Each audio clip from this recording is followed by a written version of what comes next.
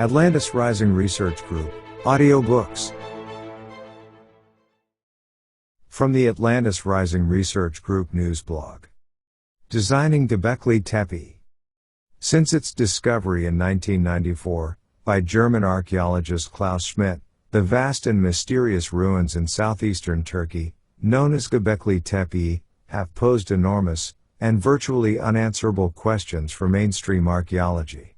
Dating to long before its final burial, 11 to 12,000 years ago, the obviously sophisticated structures of Göbekli Tepe are older, by more than 4,000 years, than the commonly accepted age of Stonehenge or the Great Pyramid. In other words, it completely overthrows conventional notions of prehistory, that humans of that period were primitive hunter-gatherers, and nothing more. And the problems for the standard academic paradigm are not going away. Incredibly, a new study shows that the site was designed in advance, something considered impossible for any hunter-gatherer society.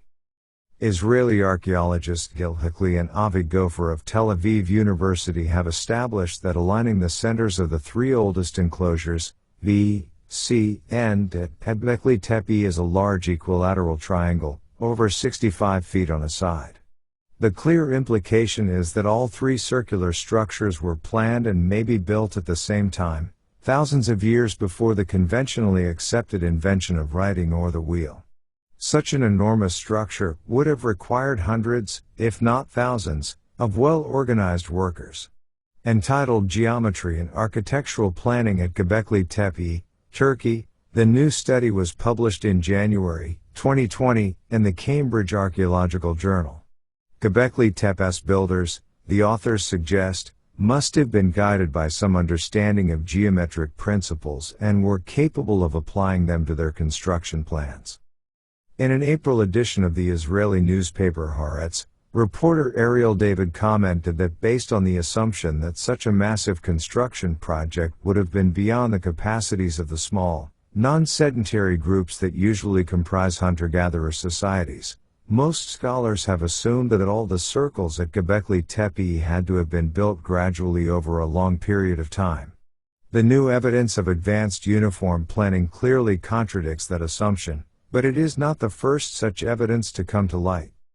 In his 2014 book, Göbekli Tepe, Genesis of the Gods, British writer Andrew Collins offers one of the most thorough studies available on the topic, Göbekli Tepe, The Cosmic Connection, Atlantis Rising Magazine, see page 6.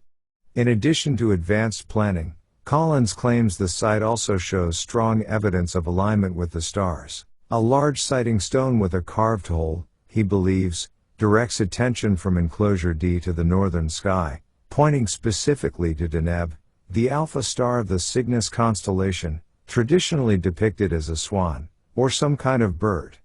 Indeed, one of the pillars in enclosure D bears the detailed relief carving of a bird, generally thought to be a vulture, next to some kind of sphere. In 2015 Collins provided still further evidence of great, and entirely unexplained, sophistication at Göbekli Tepe. A tiny artifact, just 6 centimeters long, 2.5 wide, and 3/4 millimeter thick, found during routine excavations at Göbekli Tepe, and on display in the Schönlurfa Museum, was recognized for its significance by Matthew Smith, a British telecommunications consultant.